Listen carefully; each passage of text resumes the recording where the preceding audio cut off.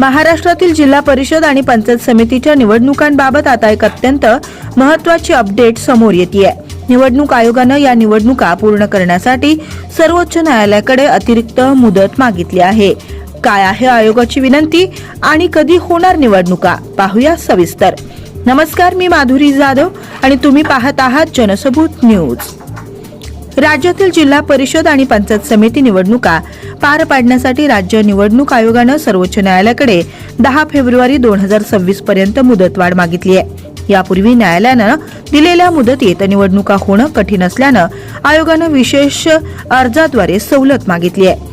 निवडणूक आयोगाच्या या अर्जावर सध्या सर्वोच्च न्यायालयात तातडीनं सुनावणी होण्याची शक्यता आहे। न्यायालयाच्या निर्णयावरच आता राज्यातील स्थानिक स्वराज्य संस्थांच्या निवडणुकांचे भवितव्य अवलंबून आहे। गेल्या अनेक वर्षापासून रखडलेल्या जिल्हा परिषद आणि पंचायत समित्यांच्या निवडणुकांसाठी आता हालचालींना वेग आलाय।